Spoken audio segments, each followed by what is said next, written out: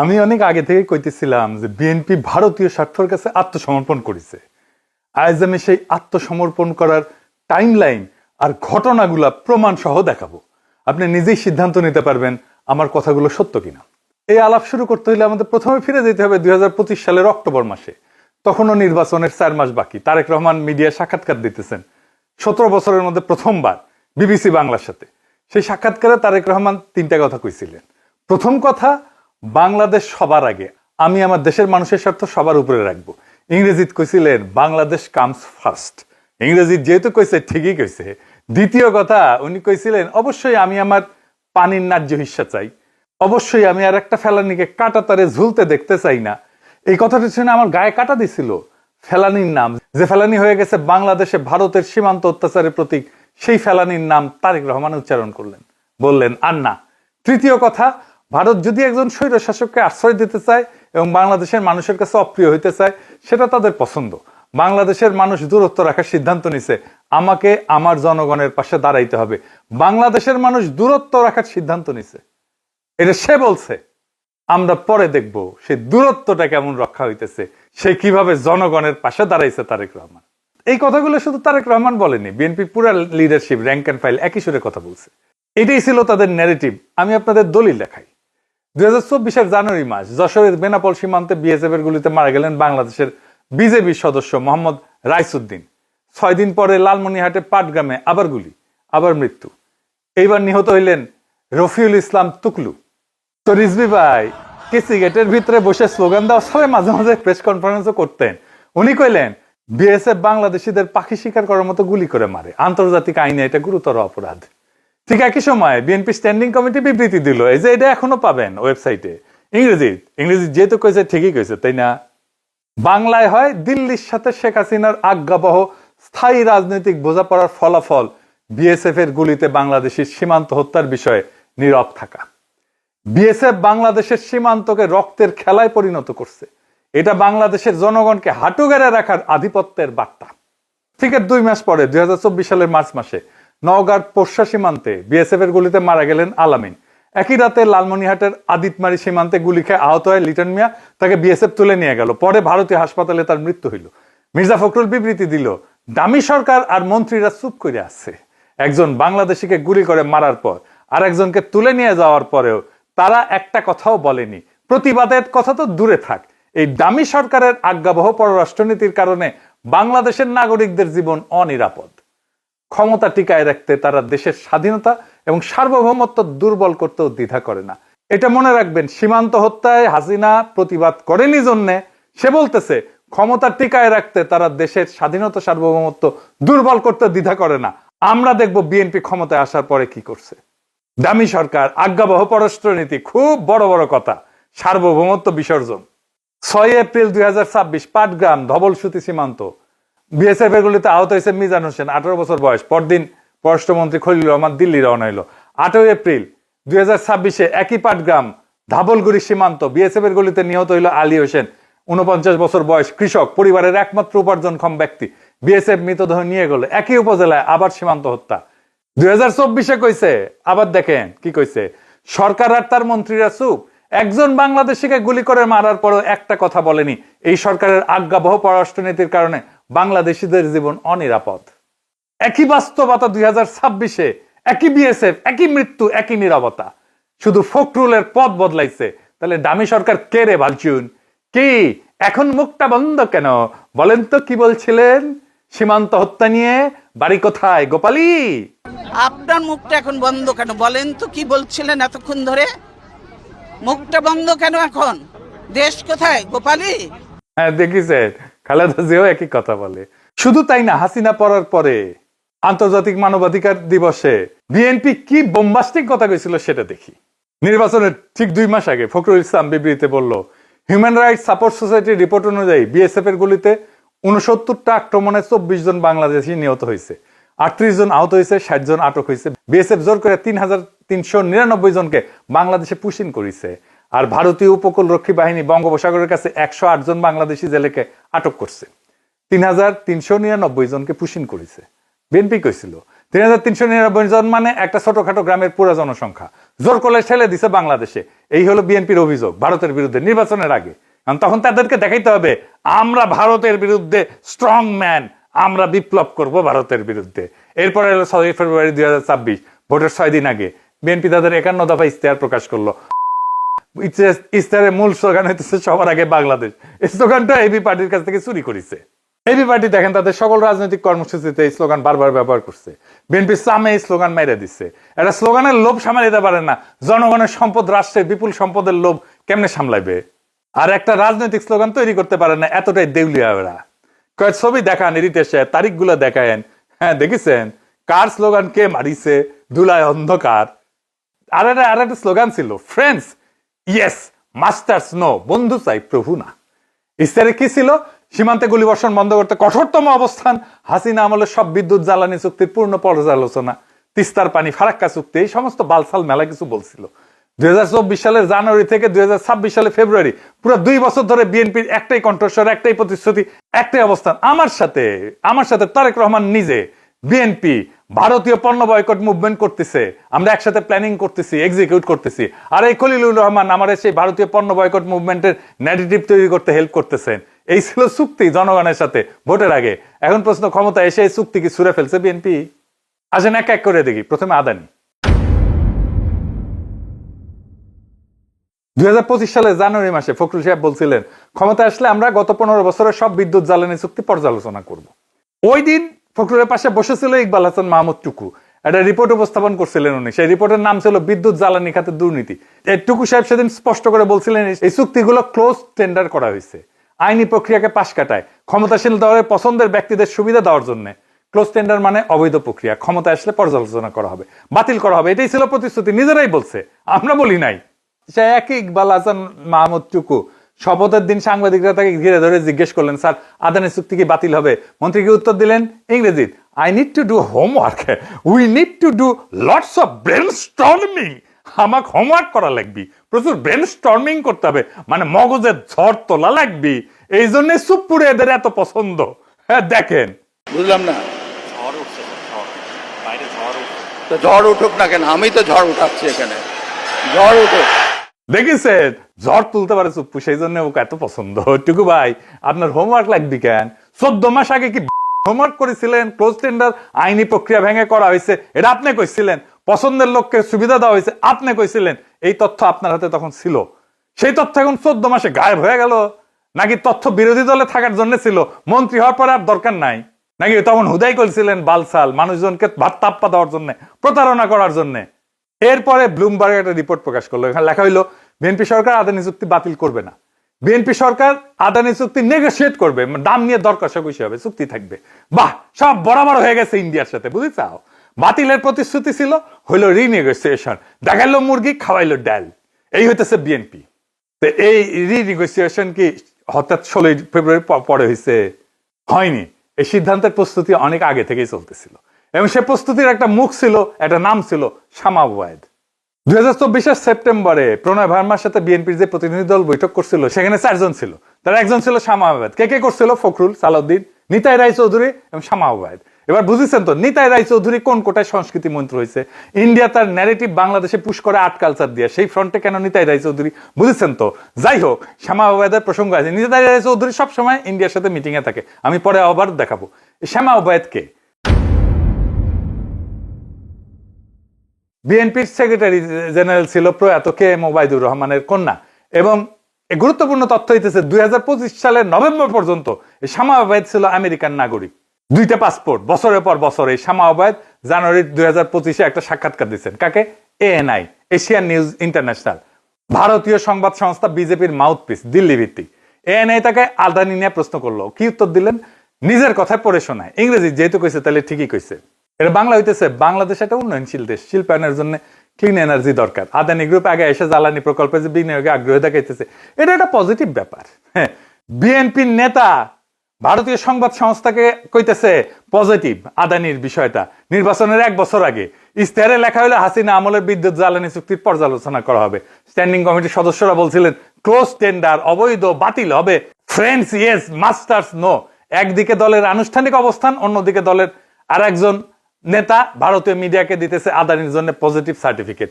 দুইটা অবস্থান একসাথে চলতেছিল, সামনে বাতিলের বক্তৃতা, পিছনে আদানিকে সবুজ সংকেত।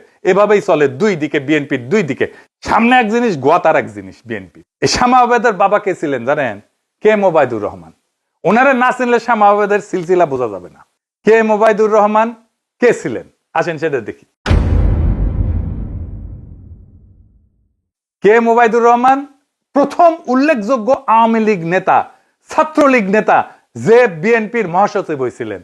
এই ফজা পাগলা প্রথম বিএনপি না, আর এই হাবিবুর রহমান হাবিব প্রথম বিএনপি না, ছাত্রলীগ থেকে। 1970-এর নির্বাচনে এমপি হয়েছিল, মুজিবুর আমলে প্রতিমন্ত্রী ছিল তার বাপ, বাকশালের নেতা, খন্দকার মোস্তাকের মন্ত্রী, আবার বিএনপির ভাঙ্গা আলাদা বিএনপি করেছিল 1988 সালে। এটা হয়তো অনেকে জানে না, কিন্তু মাথায় রেখেন এই শামা ওবায়দের পরিবারে আওয়ামী সিলসিলার উত্তরাধিকার আছে। এবার আসি সীমান্ত হত্যার প্রশ্নে। শপথের মতো 12 দিন পরে প্রণয় ভার্মা সচিবালয়ে আসলে, মানে শিলং সালাউদ্দিনের দপ্তরে সালাউদ্দিন সাহেবের সাথে দেখা করতে। বৈঠক হইল ঘন্টাখানিক। বৈঠকের পর সালাউদ্দিন সাহেব বললেন, আমরা সীমান্তে কোনো হত্যাকাণ্ড দেখতে চাই না। ভারতীয় পক্ষ এই বিষয়ে আন্তরিক বলে জানিয়েছেন। আরে মরে যাই, কত আন্তরিক। বেশ কিছু অমীমাংসিত বিষয় আলোচনার মাধ্যমে সমাধান সম্ভব। আমরা প্রতিবেশী ভারতের সাথে পারস্পরিক সম্মান ও মর্যাদার ভিত্তিতে সম্পর্ক চাই। 16 মাস আগে এই লোকই কইছিল ব্লাড স্পোর্ট, মানে ওই যে স্থায়ী কমিটির মেম্বাররা যে বিবৃতি দিছে, রক্তের হোলি খেলা বলছিল এই লোক। দিল্লির নৃশংসতার অভিযোগ করছিল এই লোক, এই শিলং সালাউদ্দিন। কিভাবে সে কথা ঘুরায়, জাতিসংঘে দেওয়ার দাবি করছিল। এখন একই ব্যক্তি বলতেছে ভারতীয় পক্ষ আন্তরিক, আলোচনায় সমাধান হবে। হাসিনাও তো একই কথা কইতো, পারস্পরিক সম্মান আর মর্যাদা, জাতিসংঘের নাম নাই, ব্লাড স্পোর্টস এর উল্লেখ নাই, রক্তের হোলি খেলার উল্লেখ নাই, দিল্লির নৃশংসতার কথা নাই। 16 মাসের মধ্যে ভারত কি হঠাৎ ভালো হয়ে গেছে? হ্যাঁ, হঠাৎ বদলে গেছে? বিএসএফ কি হঠাৎ ফুল নিয়ে সীমান্তে দাঁড়াইছে? পাখি শিকারের বদলে কি তারা শান্তির পায়রা উড়ানো শুরু করছে? কিছুই বদলায়নি, বদলাইছে শুধু পদ। বিরোধী দলে থাকার সময় যে ভাষা ছিল, ক্ষমতায় আসার সাথে সাথে সে ভাষাটা উধাও হয়ে গেছে। কেন হয়েছে সেটা তো আমরা দেখতেছি। কারণ হইতেছে ঘুটু, ইন্ডিয়ার সাথে ঘুটু। এইবার আসেন, খলিলুর রহমান নায়ের গেছিল না কয়েকদিন আগে ইন্ডিয়ায়। সেখানে কি হয়েছিল? 18 এপ্রিল 2026 দিল্লি গেল, নায়ের গেল, বিএনপির মন্ত্রীরা 3 দিনের সফরে। এইটা পররাষ্ট্রমন্ত্রী হিসেবে খলিলুর রহমানের প্রথম ভারত সফর, বাংলাদেশ সরকারের সরকারি সফর। সফরকালে একটা চিঠি হস্তান্তর করলেন। চিঠিতে তারেক রহমান নিজে স্বাক্ষর করছে। চিঠিতে তিনি নিজেকে কি হিসেবে লিখছেন? দুই পরিচয় একসাথে, chairman of BNP, prime minister of Bangladesh. দলের চেয়ারম্যান, রাষ্ট্রের প্রধানমন্ত্রী, তাই তো? এই চিঠিতে প্রাপককে ভারতের ক্ষমতাসীন দল বিএনপির সভাপতি নীতিন নবীন, একটা দলের সভাপতি, ভারত সরকারের কেউ না। বিষয়, তারেক রহমান বিজেপির সভাপতিকে বাংলাদেশ সফরে আমন্ত্রণ জানাইতেছেন। এই চিঠিটা কে পৌঁছে দিল? হুমায়ুন কবির আর খলিলুর রহমান, মানে সরকারের লোক। চিঠি কার হাতে পৌঁছাইল? বিজেপির পররাষ্ট্র বিভাগের প্রধান বিজয় সোঠাওয়ালের হাতে। পরে নীতিন নবীনকে হস্তান্তর করবেন ওই চিঠিটা। এবং সোঠাওয়ালের পাশে ছিল শিশির বাজরিয়া। আমরা শিশির বাজরিয়া কে এটা আমরা দেখবো। এটা খুব ইম্পর্টেন্ট ক্যারেক্টার। 15 বছর ধরে বিএনপি এবং আওয়ামী লীগের দুই দলের সাথে সম্পর্ক রাখছিল। এই বিষয়টা একটু ভালো করে বোঝা দরকার। কূটনীতিতে একটা স্ট্যান্ডার্ড কাঠামো আছে বিশ্বজুড়ে, সব দেশ মানে। প্রধানমন্ত্রী কথা বলবেন প্রধানমন্ত্রীর সাথে, রাষ্ট্রপতি কথা বলবেন রাষ্ট্রপতির সাথে, পররাষ্ট্রমন্ত্রী কথা বলবেন পররাষ্ট্রমন্ত্রীর সাথে। সমপদের সাথে সমপদ বরাবর হইতে হবে। স্ট্যাটাস, রাষ্ট্রের সাথে রাষ্ট্র, এটাকে বলে স্টেট টু স্টেট ডিপ্লোমেসি। 1961 সালে ভিয়েনা কনভেনশনের পর থেকে সব এই কাঠামো সব দেশ মানে, এটা মানাটাই রীতি। দল আর দলের সম্পর্ক আছে। বিএনপির সাথে বিজেপির সম্পর্ক থাকতে পারে, বিএনপির সাথে নেতা না হলে দলের সম্পর্ক থাকতে পারে, আছেও মনে হয়, সেটা আলাদা কথা। দলীয় সভাপতি অন্য দেশের দলীয় সভাপতিকে লিখবেন দলের পক্ষ থেকে, এটাও স্বাভাবিক। বিএনপির চেয়ারম্যান বিজেপির সভাপতিকে লিখতে পারে, তারেক রহমান অ্যাজ বিএনপির চেয়ারম্যান বিজেপির সভাপতিকে লিখতেই পারে, কোনো সমস্যা নাই। কিন্তু এই দুই চ্যানেল আলাদা করে থাকতে হবে, মিশাতে হয় না। কারণ দল ব্যক্তিগত প্রতিষ্ঠান, রাষ্ট্র জনগণের প্রতিষ্ঠান, দুইটার উদ্দেশ্য আলাদা। এখন তারেকের চিঠিতে কি হয়েছে দেখেন, এক চিঠিতে তিনি দুই পরিচয় একসাথে স্বাক্ষর করছেন, দলের চেয়ারম্যান এবং রাষ্ট্র প্রধানমন্ত্রী মিশ্রণ। এই চিঠির প্রাপক একজন দলীয় সভাপতি, সরকারি কেউ না। অর্থাৎ এক পক্ষ দল, এতটা এক পক্ষ দল এবং রাষ্ট্র, অন্য পক্ষ শুধু দল, এটাকে বলে অ্যাসিমেট্রি। চিঠি বহন করতেছে কে? একজন সরকারি উপদেষ্টা, সরকারি সফরে, সরকারি বিমানে, রাষ্ট্রের সময়, রাষ্ট্রের সম্পদ, রাষ্ট্রের মর্যাদা সবকিছু দলীয় সম্পর্কের সেবায়। এই ধরনের আচরণ বহুদলীয় গণতন্ত্রে কোথাও হয় না, কোথাও না। লেবার পার্টির নেতা ইউকের প্রধানমন্ত্রী হইলে তিনি ভারতের বিজেপি সভাপতিকে প্রধানমন্ত্রী হিসেবে চিঠি লেখেন না। লিখলে ব্রিটিশ সংসদে তুলকালাম হবে। Canadian prime minister Justin Trudeau যখন দলীয় তহবিল সংগ্রহের অনুষ্ঠানে বিদেশি কূটনীতিকদের আমন্ত্রণ করছিলেন 2015 সালে, তখন কানাডিয়ান এনডিপি সরাসরি বলছিল তিনি কানাডিয়ান ডিপ্লোমেসিকে দলীয় স্বার্থের জন্য বিপন্ন করছেন। এটা তুলনা করেন, শেখ হাসিনা 2014 সালে মোদীকে অভিনন্দন জানাইছিলেন, বিজেপির সভাপতি রাজনাথ সিংকে বাংলাদেশ সরকারে আমন্ত্রণ জানাইছিলেন, কিন্তু হাসিনা সেই চিঠিতে নিজেকে কি হিসেবে লিখছিলেন? বলছিলেন on behalf of Bangladesh Awami League and my own behalf, মানে বাংলাদেশ আওয়ামী লীগের সভাপতি হিসেবে সে করছিল। শুধু দলীয় পরিচয় না, প্রধানমন্ত্রী পরিচয় আলাদা রাখা হয়েছিল। তারেক সেই দূরত্ব রাখেনি, দুই পরিচয়কে একসাথে মিশাইছেন। হাসিনার চেয়ে এক ধাপ আগায় গেছেন ভারতের প্রেমের প্রশ্নে। এবার বলেন আমাদের বিরোধী দল এটা সংসদে প্রশ্ন তোলেনি কেন? তোলেনি। এবার আসি ফেলানি প্রশ্নে। বিবিসির সাথে সাক্ষাৎকারে তো অনেক বোমবাস্টিং কথা বলছিল, 2 মাসে বেশি সময় কাটে গেছে না। এই পুরো সময়কালে তারেক রহমান কতবার জনসমক্ষে ফেলানি শব্দটা উচ্চারণ করছে? একবারও না। এমনকি সীমান্ত হত্যা হইলেও সে কিছু বলে নাই, ফেলানির নাম মুখে আনেনি। যে ফেলানির নাম তার নির্বাচনী প্রচারণার কেন্দ্রে ছিল, তার ইমেজ বিল্ডিং এর কেন্দ্রে ছিল, সে ক্ষমতা এসে আর উচ্চারণ করলো না। সীমান্ত হত্যা নিয়ে কোনো জনসমক্ষে বিবৃতি দিচ্ছেন না। বিএনপি নিজের পরিসংখ্যানে যে 24 জন বাংলাদেশি নিহত হয়েছে বলছিল, সেই 24টা পরিবারের জন্য প্রধানমন্ত্রী কোনো শোক বিবৃতি দিচ্ছে, তাদের সাথে দেখা করছে, কথা বলছে, তাদের কোনো খোঁজ খবর নিছে? নেয়নি। বিএসএফ এর হাতে পুশিন হওয়া 3399 জনের জন্য কোনো প্রতিবাদ নাই। তাদের জন্য কি করছে? নাই, কিচ্ছু নাই, সব চুপ। সেই মানুষ, একই মানুষ যে বলছিল আর একটা ফেলানি ঝুলতে দেখতে চাই না, তার কণ্ঠস্বর এখন কোথায়? কি এখন মুখটা বন্ধ কেন? বলেন তো কি বলছিলেন? আপনার মুখটা এখন বন্ধ কেন? বলেন তো কি বলছিলেন এতক্ষণ ধরে? মুখটা বন্ধ কেন এখন? দেশ কোথায়? গোপালী। আর একটা প্রতিশ্রুতি ছিল তিস্তা জাতিসংঘে যাবে, এটাও তারেক রহমান নিজে বলছিল ফেব্রুয়ারি 2025-এ। শুধু তাই না, তিস্তা কথা বলছে খলিলুর রহমান। গঙ্গার পানি বন্টন চুক্তি 1996 সালে করছিল, 30 বছরের চুক্তি। এই চুক্তির মেয়াদ শেষ হচ্ছে ডিসেম্বর 2026-এ। 8 মাস পরে, এই ডিসেম্বরে গঙ্গা চুক্তির নবায়ন নিয়ে কোনো কথা বলছে? না, বলেনি। তিস্তা মাস্টার প্ল্যান নাকি করবে, ইন্ডিয়া বাগড়া দিছে, তিস্তা মাস্টার প্ল্যানের কথা বলছে? না, বলেনি। জাতিসংঘের কথা তুলছে? না, বলে। প্যানের ন্যায্য হিসার কথা বলছে? না, তোলেনি। যা যা তোলা সম্ভব ছিল কিছুই তোলা হইল না। আপনার হাতে 5টা তাস আছে, আপনি একটাও টেবিলে রাখলেন না। এর মানে 2টার একটা, হয় আপনি খেলতে জানেন না, না হয় আপনি খেলতে চাইতেছেন না। প্রথমটা অজ্ঞতা, দ্বিতীয়টা আজ্ঞাবহতা। ডিপ্লোম্যাটের বিশ্লেষণে একটা কথা বলছে যে এই যে গঙ্গার পানি চুক্তি, এইটা এজেন্ডার মধ্যেই ছিল না, আলোচনাতেই আনা হয়নি। তবে একটা জিনিস খুব দ্রুত হয়েছে। কোনটা? অসাধারণ দ্রুতভাবে হয়েছে। কি সেটা? ভিসা ভিসা ভিসা, ভারতীয় পর্যটন ভিসা। হাসিনা পতনের পর বাংলাদেশের জন্য ভিসা বন্ধ হয়ে গেছিল না?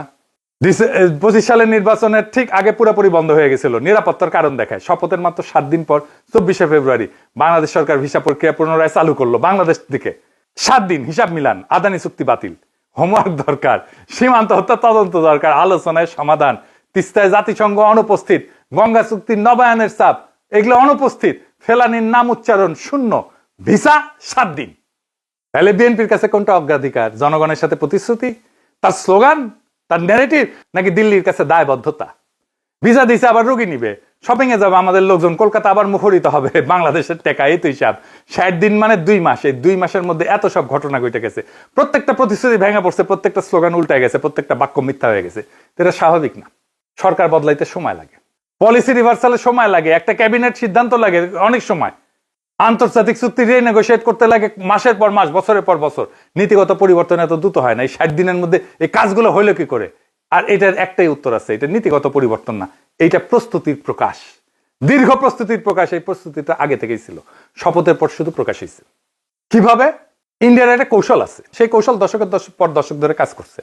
এই কৌশল বুঝতে হলে আপনাদের একজন মানুষের নাম জানতে হবে। নাম কি? শিশির বাজোরিয়া। কে শিশির বাজোরিয়া? কলকাতার ব্যবসায়ী, ইস্পাত ব্যবসার সাথে জড়িত। এই পর্যন্ত সাধারণ তথ্য, কিন্তু গুরুত্বপূর্ণ তথ্য হইতেছে শিশির বাজোরিয়া শুধু ব্যবসায়ী না, তিনি বিজেপির সদস্য, তাও সাধারণ সদস্য না, ওভারসিজ ফ্রেন্ডস অফ বিজেপি এই সংগঠনের কোর কমিটির সদস্য। ওভারসিজ ফ্রেন্ডস অফ বিজেপি এটা কি? এটা বিজেপির সেই শাখা যা বিদেশে বিজেপির প্রভাব বিস্তার করে, বিদেশি সরকারগুলোর সাথে সম্পর্ক রক্ষা করে। এদের কাজ হইল বিজেপির হয়ে ব্যাক চ্যানেল ডিপ্লোমেসি রক্ষা করা। এই শিশির বাজোরিয়া তিনি এমন একজন মানুষ যে বাংলাদেশের প্রধান 2 দলের শীর্ষ নেতৃত্বের সাথে দীর্ঘদিনের সম্পর্ক বজায় রাখছে, বিএনপির সাথেও আওয়ামী লীগের সাথেও, একসাথে 15-20 বছর ধরে। এটা আকস্মিক না, এটা কাকতালীয় না, এটা পরিকল্পিত কৌশল। কৌশলটা কি? ভারত কখনো একটা ঘোড়ার উপরে বাজি ধরে না, সামনে একটা সম্পর্ক রাখে, পিছনে অন্যটা। কূটনীতির ভাষায় এই কৌশলকে বলে ফ্রন্ট চ্যানেল এবং ব্যাক চ্যানেল ডিপ্লোমেসি, মানে সামনে পিছনে দুই দিক দিয়ে লাগায়। এজন্য 2024 হাসিনা যখন পড়লো ফ্রন্ট চ্যানেল বন্ধ হইলো, কিন্তু ভারতকে অসহায় হয়ে গেল না, ব্যাক চ্যানেল সেদিনই সামনে এসে নতুন ফ্রন্ট চ্যানেল হয়ে গেল। এটা শুধু থিওরি না, এটা আপনাকে দলিল সহ দেখাইতেছি। এই যে দিল্লি সফরে গেল খলিলুর রহমান না, তারা গেছে বিজেপির সদর দপ্তরে 11 অশোকা রোডে। বৈঠকে সারা কথা জানে যে আসছে কারা দুইজন, একজন বিজয় চৌঠাইলাল বিজেপির ফরেন অ্যাফেয়ার্স ডিপার্টমেন্টের ইনচার্জ, আর একজন শিশির বাজরিয়া, সেই একই বাজরিয়া, আকস্মিক না, পরিকল্পনা। ভারত কখনো বিএনপির দরজা বন্ধ হইতে দেয়নি। দেখেন না আমির খসরু মাথা নিচু করে আছে অমিত শাহের সামনে, ওরা জানে একদিন এই দরজা কাজে লাগবে, সেই দিন আসছে। এবার আসেন খলিলুর রহমান আর অজিত দোভালের লম্বি কাহিনী। খলিলুর রহমানকে নিয়োগ দেওয়া হয়েছিল হাই রিপ্রেজেন্টেটিভ রোহিঙ্গা ইস্যু নিয়ে এবং প্রায়োরিটি অ্যাফেয়ার্স, উপদেষ্টা পদমর্যাদা, কিন্তু পদটা মনে রাখেন, রোহিঙ্গা প্রশ্নে উপদেষ্টা। নিরাপত্তা সংক্রান্ত কোনো পদ না, জাতীয় নিরাপত্তা কাঠামোর সাথে কোনো সম্পর্ক নাই, শুধু একটাই বিষয় রোহিঙ্গা সমস্যা। এই পর্যন্ত ঠিক আছে। এবার আসল ঘটনা। 3 এপ্রিল 2025 ব্যাংককে সাংগ্রিলা হোটেলে গ্র্যান্ড বলরুমে বিমস্টেকের সম্মেলন হইতেছে। নৈশভোজ, 7 দেশের নেতারা উপস্থিত। বাংলাদেশের প্রফেসর ইউনূস আছে, মোদি আছে, থাইল্যান্ড, মিয়ানমার, নেপাল, ভুটান, শ্রীলঙ্কা, সবাই আছে। কিন্তু আমি আপনাদের আজকে একটা দেখাবো একটা ছবি যা বাংলাদেশের প্রধান উপদেষ্টা পেস উইং নিজেই প্রকাশ করছিল। এই যে এই ছবিটা দেখেন, ছবিতে দেখা যাচ্ছে এক টেবিলে বসে আছে দুইজন, একজন অজিত দোভাল আর একজন খলিলুর রহমান। খলিলুর রহমান সেই সময় বাংলাদেশের সিকিউরিটি অ্যাডভাইজার না, পররাষ্ট্রমন্ত্রীও না। তাহলে দোভালের সাথে তার কি খাম? দোভালের সাথে দীর্ঘক্ষণ কথা বললেন, কি কথা বললেন এই কথাটা আন্দাজ করতে হবে না। ভারতের পররাষ্ট্র মন্ত্রণালয়ের একজন সিনিয়র কর্মকর্তা ম্যাগাজিনকে বিস্তারিত বলতে, তার কথা হইতেছে দোভাল খলিলুরের সাথে ফ্র্যাঙ্ক আলোচনা করছেন, ভারতের কাছে কি কি সম্পূর্ণ আনঅ্যাকসেপ্টেবল সে তালিকা তিনি সরাসরি দিচ্ছেন। সবচেয়ে গুরুত্বপূর্ণ বিষয়, বাংলাদেশ থেকে ভারত বিরোধী কার্যকলাপ পরিচালনা করা। একজন রোহিঙ্গা প্রতিনিধির সাথে ভারতের ন্যাশনাল সিকিউরিটি অ্যাডভাইজার কেন বসবেন? রোহিঙ্গা সংকট নিয়ে কথা বলতে, নাকি ভারতের রেড লাইন জানাইতে? আরো একটা বিষয় দোভাল তুলছেন, ইউনিসের চীন সফরের সময় একটা বিবৃতি, যেখানে ইউনুস বলছিলেন যে ভারতের উত্তর পূর্ব একটা ল্যান্ডলক অঞ্চল, যেটা চীনের বিনিয়োগে বাংলাদেশের মাধ্যমে উপকৃত হতে পারে। দোভাল এই বিবৃতি নিয়ে খলিলুরকে প্রশ্ন করে, খলিলুর ব্যাখ্যা দিয়েছেন, খলিলুর দোভাল সন্তুষ্ট হয়নি। একটা রাতের ডিনারে খলিলুর রহমান কি হয়ে গেলেন, একজন রোহিঙ্গা বিষয়ক হাই রিপ্রেজেন্টেটিভ থেকে ভারতের ন্যাশনাল সিকিউরিটি অ্যাডভাইজারের চোখে বাংলাদেশের পক্ষ থেকে ভারতের নিরাপত্তা উদ্বেগ জবাবদিহিতার দায়িত্বে থাকা একজন সর্বোচ্চ পর্যায়ের ইন্টারলোকেটর। 3 এপ্রিল এই ডিনার হইল না, 9 এপ্রিল, মাত্র 6 দিন পরে বাংলাদেশ সরকার গেজেট নোটিফিকেশন দিয়ে খলিলুর রহমানকে সিকিউরিটি অ্যাডভাইজার বানাইল। এটা কোনো দুর্ঘটনা না, এটা একটা সিগন্যাল। দিল্লি সেই রাতে বুঝাইছিল এই মানুষটা আমাদের সাথে কথা বলতে পারে। কোন সুস্থ রাষ্ট্রে এভাবে ন্যাশনাল সিকিউরিটি অ্যাডভাইজার বাছাই করা হয় না। একটা দেশের ন্যাশনাল সিকিউরিটি অ্যাডভাইজার যিনি সর্বোচ্চ গোপন সামরিক তথ্য জানেন, সামরিক বাহিনীর সাথে সমন্বয় করবেন, গোয়েন্দা সংস্থার তদারকি করবেন, তার নিয়োগের ভিত্তি হয় দেশের ভিতরের বিবেচনা। ভারতের এনএসএ টেবিলে ফ্র্যাঙ্ক ডিসকাশনের 5 দিন পরে না। এরপরে খলিলুর রহমান কি করলেন, তার প্রথম কয়েকটা বিদেশি সফর কোথায় গেলেন দেখেন, 5 মাসের মধ্যে 4 বার। একটা জায়গায় দোহা, কাতারের রাজধানী, 26 মে, 26 জুলাই, 28 আগস্ট, 25 নভেম্বর, 4 বার 5 মাসে একই ফ্লাইটে বারবার। দোহা কেন বারবার? কাতার বাংলাদেশের কোনো স্ট্র্যাটেজিক পার্টনার না, বাণিজ্যিক অংশীদারিত্ব সীমিত, সীমান্ত বিরোধ নাই, সামরিক চুক্তি নাই, বড় বিনিয়োগ নাই। দোহাতে বাংলাদেশের সিকিউরিটি অ্যাডভাইজারের কাজ কি? সহজ উত্তর, দোহাতে অন্য কেউ ছিল। দোহাতে আছে আমেরিকার আল উদেইদ এয়ারবেস, বিশ্বের বৃহত্তম সামরিক স্থাপনাগুলোর একটা। আমেরিকার সেন্টকম, মধ্যপ্রাচ্যের সামরিক অপারেশনের নিয়ন্ত্রণ করে যে কমান্ড, সেটার ফরওয়ার্ড হেডকোয়ার্টার এখানে। এই সফরে মাসগুলোতে ঢাকায় মার্কিন chargé d'affaires Tracey Jacobson দোহায় ছিলেন। বাংলাদেশের নিরাপত্তা সূত্রে বরাত দিয়ে রিপোর্ট করছেন, খলিলুর, জ্যাকবসন এবং সেন্টকমের কর্মকর্তাদের সমন্বয়ে বৈঠক হয়েছে। আমেরিকার সাথে কি আলাপ? আলাপ একটাই। আমি বারবার বলছি, হাসিনার আমলে ফ্রন্ট সিটে ভারত আর তারে সাপোর্ট দিছে আমেরিকা, ইউনিসের আমলে আমেরিকা ফ্রন্ট সিটে আর ভারত থেকে আসে সাপোর্ট। তাই খলিলুর রহমানকে বারবার দোহায় যাইতে হয়। এরপর দোভাল নিজে খলিলুর রহমানকে আমন্ত্রণ জানাইলেন কলম্বো সিকিউরিটি কনফারেন্স, 7ম এনএসএ পর্যায়ের বৈঠক দিল্লিতে। তো 20 নভেম্বর ঠিক হইলো, তিনি যাবেন 19 নভেম্বর, কিন্তু গেলেন 18 নভেম্বর, একদিন আগে সন্ধ্যায়। একদিন আগে কেন কেউ পরিষ্কার করে বলেননি, আনুষ্ঠানিক ব্যাখ্যা নেই। এটা নিয়ে কূটনৈতিক মহলে ব্যাপক আলোচনা হয়েছিল। একদিন আগেটা গুরুত্বপূর্ণ। একদিন আগে যাওয়ার অর্থ কি? অর্থ আনুষ্ঠানিক মাল্টিল্যাটারাল বৈঠকের আগে আলাদা প্রাইভেট সময়, দোভালের সাথে, জয়শঙ্করের সাথে, অথবা অন্য কারোর সাথে, আমরা তো জানি না, যে সময়ের কোনো রেকর্ড থাকবে না। এই সময়টা আরো ক্রিটিক্যাল হয়ে ওঠে আরেকটা কারণে। এই বৈঠকের ঠিক 48 ঘন্টা আগে 17 নভেম্বর হাসিনাকে মৃত্যুদণ্ড দিছে আন্তর্জাতিক অপরাধ ট্রাইব্যুনাল। হাসিনা তখন দিল্লিতে আশ্রিত, ভারত তাকে রক্ষা করতেছে, প্রত্যাবর্তন অনুরোধ উপেক্ষা করছে। এই বিস্ফোরণ মুহূর্তে যখন ঢাকার সাথে দিল্লির সম্পর্ক 2 দশকের সবচেয়ে তিক্ত অবস্থানে, তখন দোভাল ডাকলেন খলিলুর গেলেন, দুই এনএসএ একসাথে দীর্ঘ আলোচনায় বসলেন। বৈঠক শেষে খলিলুর কি করলেন? দোভালকে বাংলাদেশ সফরে আমন্ত্রণ দিলেন, নিজে দিলেন। যে দেশের ট্রাইব্যুনাল 48 ঘন্টা আগে সাবেক প্রধানমন্ত্রীকে মৃত্যুদণ্ডাদেশ দিছে, সেই দেশের এনএসএ সেই মৃত্যুদণ্ডপ্রাপ্ত ব্যক্তির প্রোটেক্টরকে নিজ দেশে আমন্ত্রণ জানাইতেছেন। শুধু আমন্ত্রণ না, দেশের সম্মানের নামে আমন্ত্রণ। এই আমন্ত্রণ কার পক্ষ থেকে? জনগণের পক্ষ থেকে, যে জনগণ জুলাই অভ্যুত্থানে হাসিনার বিরুদ্ধে রাস্তায় জীবন দিছে। অনেকে বলে প্রফেসর ইউনূস নাকি জুলাই অন্তঃপ্রাণ। জুলাই অন্তঃপ্রাণ দেখেন, যে জনগণ দিল্লি না ঢাকা বলে স্লোগান দিছিল, সেই জনগণের পক্ষ থেকে খলিলুর রহমান প্রফেসর ইউনূসের নিরাপত্তা উপদেষ্টা অজিত দোভালকে বাংলাদেশে আমন্ত্রণ জানায়। এই আমন্ত্রণ জনগণের পক্ষ থেকে না, এই আমন্ত্রণ সেই বন্দোবস্তের পক্ষ থেকে, কাঠামোর পক্ষ থেকে।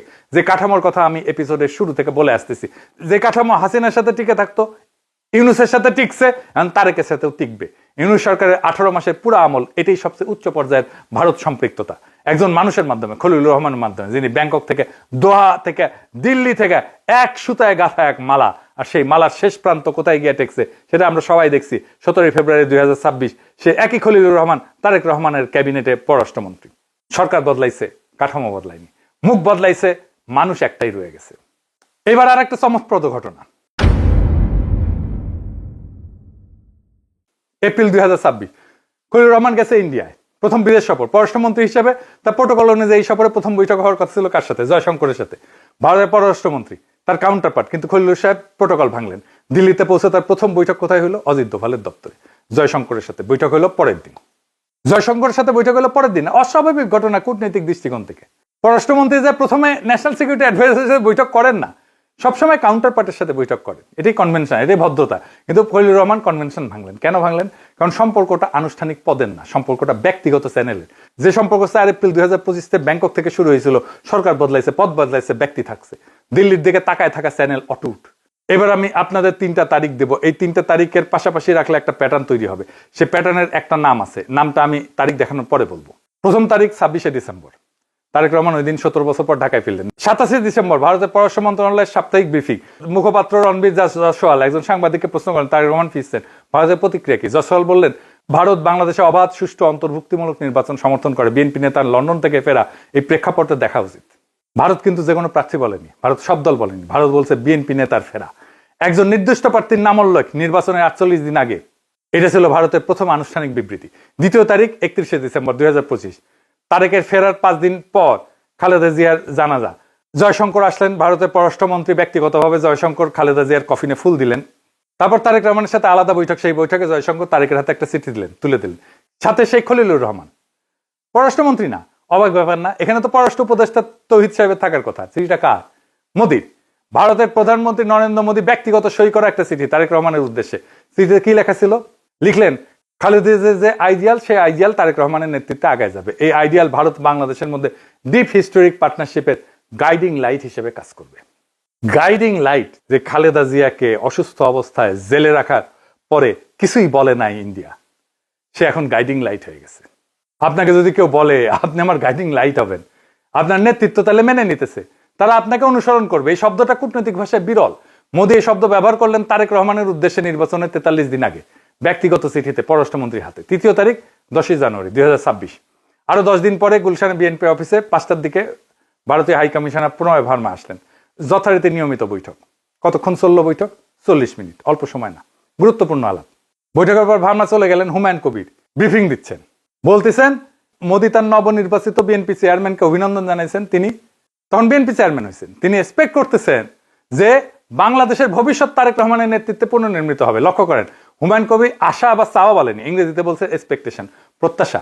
আশা আর প্রত্যাশা এক অর্থ না। প্রত্যাশা মানে প্রায় দাবি, we expect this to happen. একজন বিদেশি প্রধানমন্ত্রী এক্সপেকটেশন প্রকাশ করতেছে বাংলাদেশের ভবিষ্যৎ তারেক রহমানের নেতৃত্বে পুনর্নির্মিত হবে নির্বাচনের 33 দিন আগে। ভোটের বাক্স তখন খুলেই নাই, ইসি প্রার্থী তালিকা চূড়ান্ত করে নাই। কূটনীতিতে একটা স্ট্যান্ডার্ড ভাষা আছে, যখন একটা দেশ অন্য দেশের নির্বাচন নিয়ে কথা বলে তখন তারা বলে আমরা যে কোনো নির্বাচিত সরকারের সাথে কাজ করতে প্রস্তুত। এটা হলো রেখা, রেড লাইন। এই রেখা অতিক্রম করা যায় না, কারণ এর বেশি করলে সেটা অন্য দেশের নির্বাচনে হস্তক্ষেপ হয়ে যায়, সার্বভৌমত্বের লঙ্ঘন হয়ে যায়। মোদী এই রেখা অতিক্রম করছেন 3 বার।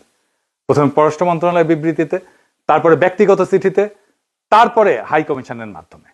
কূটনীতির ভাষায় এটা একটা নাম আছে, এটা হচ্ছে প্রি লেজিটিমাইজেশন, মানে পূর্ব বৈধতা। ভোট শুরু হওয়ার আগেই একটা নির্দিষ্ট একজন প্রার্থীকে বৈধ, কাঙ্ক্ষিত এবং গ্রহণযোগ্য ঘোষণা করা, যাতে জনগণের হাত থেকে বিকল্পের ধারণাটাই সরায় দেওয়া যায়। ভোটে ভারতের ভূমিকাটাই ছিল এটা। ভারতের কাজ ছিল 1 নম্বর তার সফট পাওয়ারকে কাজে লাগানো। বাঙ্গু, সুশীল, এলিট সবাই, ইন্ডিয়ার লেসপেন্সার যারা, তারা বিএনপির পক্ষে মাঠে নামেছিল। ফন্দের আলো, দিল্লি স্টার, সব মিডিয়া গেল তাদের পক্ষে। 2 নম্বর ফলাফল নিজের পক্ষে আনা, নিজের প্রয়োজনীয় ফলাফল হিসেবে সাজানো। এটা নিশ্চিত করা যে যে দল ক্ষমতায় আসবে সেই দল আগে থেকেই দিল্লির ভাষা বুঝে নেবে, আগে থেকে দিল্লির প্রত্যাশা মেনে নেবে। সেটা তারা করছে, ভোটের বাক্স খোলার অনেক আগেই করছে, 3 বার বার্তা পাঠায়। এইবার সংক্ষেপে একটু হুমায়ুন কবিরকে বলে নি। হুমায়ুন কবির সম্পর্কে অনেকেই জানে না। কে হুমায়ুন কবির? হুমায়ুন কবিরের প্রথম দল কোনটা ছিল জানেন? বিএনপি না, ব্রিটিশ লেবার পার্টি, ব্রিটিশের সরকারি দল। লেবার পার্টির বেন্থাল গ্রিন এবং বাউথ কনস্টিটিউয়েন্সির সেক্রেটারি ছিল। এটা পূর্ব লন্ডনের একটা বাংলাদেশি অধ্যুষিত কনস্টিটিউয়েন্সি। 2008 সালে তিনি লেবার পার্টি ছেড়ে যোগ দিলেন বিএনপিতে। লন্ডন বিএনপির কাজ শুরু করলেন। কিন্তু বিএনপির হয়ে যখন কাজ করতেছে তখন কবির সাহেব চাকরি করলেন কোথায় জানেন না? না, UK cabinet office. UK cabinet office কি জিনিস জানেন? এটা ব্রিটিশ সরকারের একদম কেন্দ্র, যেখানে ব্রিটিশ প্রধানমন্ত্রী বসেন। সেখানে সব মন্ত্রণালয়ের মধ্যে নীতি সমন্বয় হয়, সেখানে ইন্টেলিজেন্স ব্রিফিং আসে, সেখানে বিদেশ নীতির স্ট্র্যাটেজিক পরিকল্পনা হয়। 10 ডাউনিং স্ট্রিটের ঠিক পাশেই এখানে চাকরি করছে সে। কার আমলে? প্রথমে বরিস জনসনের আমলে, তারপরে ঋষি সোনাকের আমলে, 2 ব্রিটিশ প্রধানমন্ত্রী আমলে, কনজারভেটিভ পার্টির আমলে। এই সময়টা ইউকে বিদেশ নীতির কেন্দ্রে কি ছিল জানেন? দেখেন বরিস জনসনের ঘোষণা দেখলেই বুঝবেন, ঘোষণা দেখলেই বুঝবেন কেন্দ্রে কি ছিল। India UK living bridge, road map 2030, Modi Johnson বন্ধুত্ব। ঋষি সোনাক নিজে হিন্দু, ইনফোসিসের জামাই, মোদির সাথে কম্প্রিহেন্সিভ স্ট্র্যাটেজিক পার্টনারশিপের চুক্তি করছিল। এই সময় ব্রিটিশ ভারত সম্পর্ক ছিল সর্বকালের সবচেয়ে উষ্ণ, এবং সেই সম্পর্কে কেন্দ্রে ছিল ইউকে ক্যাবিনেট অফিস। সেখানে হুমায়ুন কবির চাকরি করছে। তো হুমায়ুন কবির কার মাল? হ্যাঁ, সে এমন কাঠামোর ভিতরে কাজ করছে, ব্রিটিশ কাঠামোর ভিতরে, যেমন ব্রিটিশ পররাষ্ট্রনীতি ভারত কেন্দ্রিক। মিলে এবার সব এপিসোড বড় হয়ে যেতেছে, কিন্তু এগুলো না বললে হবে না। সবগুলো একসাথে না বললে বুঝতে পারবেন না কোনটার সাথে কি রিলেশন। এরপরে একটা ঘটনা একটু বলতেই হবে, আসেন সেটা একটু বলি। বিজেপি নেতারা কবিরকে একটা বই উপহার দিচ্ছেন। বইয়ের নাম হইতেছে হোয়াই ভারত ম্যাটার্স। এই বইয়ের লেখককে জয়শঙ্কর।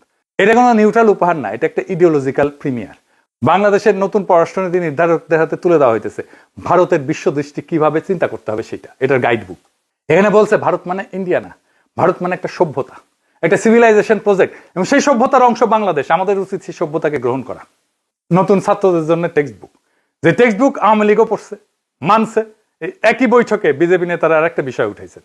তারা বললেন অতীতে বিএনপি সরকারের আমলে ভারত বিরোধী ইনসার্জেন্ট অ্যাক্টিভিটি চলছিল বাংলাদেশ থেকে, এটা ভারতের অভিযোগ। সেই অভিযোগ ভারতের কাছে এখনো আছে। কথাটার মানে কি? এটা একটা সাধারণ স্মৃতিচারণ না, এটা একটা সূক্ষ্ম রিমাইন্ডার। মোটামুটি বাংলায় অনুবাদ করলে যা দাঁড়ায়, তোমাদের পুরনো ফাইল আমাদের কাছে আছে, সঠিকভাবে চললে সেই ফাইল বন্ধ থাকবে, ভুল করলে ফাইল আবার খুলে যাবে। বুঝছাও? বুঝছাও? এটা চাপ, নরম ভাষা কিন্তু পরিষ্কার চাপ। তাদের টেক্সট বুক গ্রহণ করা হইলো, রিমাইন্ডার শোনা হইলো, বৈঠক শেষ হইলো। এই ধরনের বৈঠকের একটা কূটনীতি ভাষার নাম আছে ওরিয়েন্টেশন সেশন। নতুন ছাত্রদের প্রথম দিনের ক্লাস। এখানে বলে দেওয়া হয় এই বিশ্ববিদ্যালয়ের নিয়ম কি, কি করতে হবে, কি করা যাবে না, কোন বইটা পড়তে হবে। হ্যাঁ, বুঝছাও? এই যে মিলন সাহেব, মিলন ভাইয়ের মতো আর কি। তোমরা কেমন আছো? ঠিক মতো লেখাপড়া করো তো? করতে হবে, নকল আর হবে না। কি গো বাবা? এই তোমরা কেমন আছো? পড়াশোনা ঠিক মতো করো তো? করতে হবে, নকল আর হবে না। সার্বভৌম রাষ্ট্রের কূটনীতিতে এই ধরনের দৃশ্য বিরল। বিরল কারণ স্বাধীন দেশে পররাষ্ট্রনীতি নির্ধারকরা বিদেশে যায় ওরিয়েন্টেশন নিতে যায় না, তারা ইকুয়াল হিসাবে যায়। কিন্তু কবির খলিলুর গেছে অংশ নিলে। এবার আমি আপনাদেরকে 2টা ঘটনা পাশাপাশি দেখাবো, একদিকে চীন, অন্যদিকে ইন্ডিয়া। একই সময় একই সরকার একই ইস্যু নিয়ে 2 দেশের সাথে বাংলাদেশ কিভাবে আচরণ করলো সেটা দেখলে অনেক কিছু বোঝা যাবে। 9 মার্চ 2026 চীনের রাষ্ট্রদূত গেলেন অর্থমন্ত্রী আমির খসরু মাহমুদ চৌধুরীর কাছে। নিজে থেকে কেউ ডাকেনি, নিজেই আসছেন। এই বৈঠকে বললেন চীন বাংলাদেশের জ্বালানি সংকট সমাধানে সহযোগিতা করতে চায়। চীন জ্বালানি সরবরাহে আগ্রহী, একসাথে কাজ করতে চায়। চীন এদের থেকে প্রস্তাব দিতেছে, জ্বালানি সহযোগিতার অফার দিচ্ছে। বাংলাদেশের পক্ষ থেকে কিছু জিজ্ঞেস করা হয়নি, কিন্তু চীন নিজে থেকে আগে আসছে। বিএনপির তরফ থেকে কোনো সাড়া নাই, কোনো কমিটি নাই, কোনো ফলো আপ নাই, কোনো মিটিং নাই। চীন প্রস্তাব দিল, বাংলাদেশ গ্রহণ করলো না। একই দিনে 9 মার্চ 2026 যেদিন চীনের রাষ্ট্রদূত অর্থমন্ত্রীকে জ্বালানির প্রস্তাব দিতেছে, একই দিনে প্রণয় ভার্মা জ্বালানি মন্ত্রী টুকুর সাথে বৈঠক করতেছে। এখানে ভারত বাংলাদেশকে প্রস্তাব দিতেছে না, বাংলাদেশ ভারতকে প্রস্তাব দিতেছে। বাংলাদেশ নিজে থেকে বলতেছে আপনাদের নুমালীগড় পাইপলাইন থেকে আরো ডিজেল দেন। চলতি বছরে 5,000 টন আসছে, আমরা চাই মাসে 20,000 টন। একদিকে যে নিজে জ্বালানি প্রস্তাব দিতেছে, অর্থমন্ত্রীর দরজায় হাজির, বাংলাদেশ সাড়া দিতেছে না। অন্যদিকে বাংলাদেশ ভারতের কাছ থেকে নিজে থেকে গেছে, নিজে থেকে আবেদন করতেছে, নিজে থেকে ভারতের কাছে ভিক্ষা চাইতেছে। জ্বালানি প্রশ্নে কে নিজে থেকে প্রস্তাব দিছে? চীন। বাংলাদেশ ফিরাই দিছে। আর ভারত, বাংলাদেশ তাদের দরজায় ভিক্ষায় থালা নিয়ে দাঁড়ায় আছে। দেখলেন তো, সব হিসাব মিলছে এক জায়গায়। তারেক রহমান অনেক আগে থেকে ইন্ডিয়ার সাথে একটা ব্যাক চ্যানেল মেনটেন করতেছে, আর সেই ইন্ডিয়ার সাথে একটা সিস্টেম করে ক্ষমতা এসেছে। জুলাই 2024 ছিল আমাদের জীবনের একটা মাহেন্দ্রক্ষণ। আমাদের ছেলেমেয়েরা রাস্তায় নামছে, বুকে গুলি খাইছে। আবু সাইদ দাঁড়াইছিল বুকসিতায়, মুগ্ধ পানি বিতরণ করতে গিয়ে শহীদ হয়েছে। শত শত পরিবারের সন্তান আর ফিরে আসেনি, অনেকে আহত হয়েছে, পঙ্গু হয়েছে, অঙ্গ হারাইছে। তারা সবাই একটা স্বপ্ন নিয়ে জীবন দিছিল। কি স্বপ্ন? বাংলাদেশকে বদলায় দেওয়ার স্বপ্ন, সার্বভৌম বাংলাদেশের স্বপ্ন। বাংলাদেশকে আর মাথা নত করে চলতে হবে না, স্বাধীন বাংলাদেশ। আমরা বলছিলাম আবার স্বাধীন হয়েছে বাংলাদেশ, যেখানে জনগণ প্রভু, যেখানে বিদেশি শক্তি কাউকে হাতের পুতুল বানাইতে পারবে না। বাংলাদেশ সরকার বদলাইছে, কাঠামো বদলায় নেই, বন্দোবস্ত বদলায় নেই। হাসিনার মডেলটা ছিল জোর করে ভারত পন্থা দিয়ে রাষ্ট্র চালানো। এই মডেল 2024 সালে ভেঙে পড়ছে। কিন্তু ভারতের চাহিদা বদলায়নি।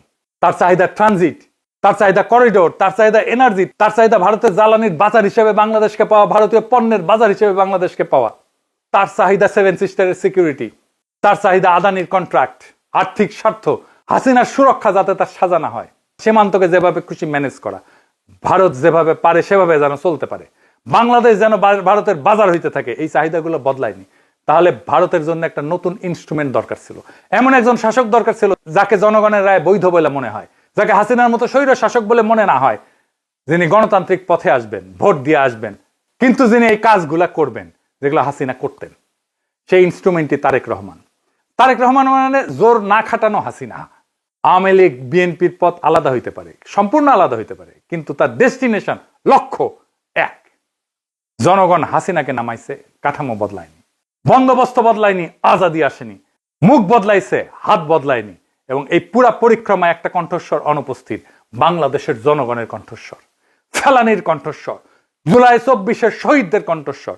তাহলে আমাদের মুক্তি কোথায়? এই প্রশ্নের উত্তর আজ আমাদের কাছে নাই, কিন্তু আমি জানি এই প্রশ্ন করতে হবে বারবার, জোরে জোরে, প্রকাশ্যে, যতদিন না উত্তর আসে। কারণ এই প্রশ্ন না করলে এই বন্দোবস্ত কখনো ভাঙবে না, এই প্রশ্ন না করলে মুক্তি কখনো আসবে না। জুলাই 2024 শেষ লড়াই ছিল না, জুলাই 2024 ছিল প্রথম লড়াই। আমরা এখনো সেই লড়াইয়ের মধ্যেই আছি। জুলাই জিন্দা আছে। বাংলাদেশে এভাবেই আবার নেমে আসবে বর্ষা বিপ্লবের রুহানি প্লাবন। সেই অনাগত সময়ের জন্য তৈরি হন, সে আজাদির জন্য তৈরি হন। ইনকিলাব জিন্দাবাদ।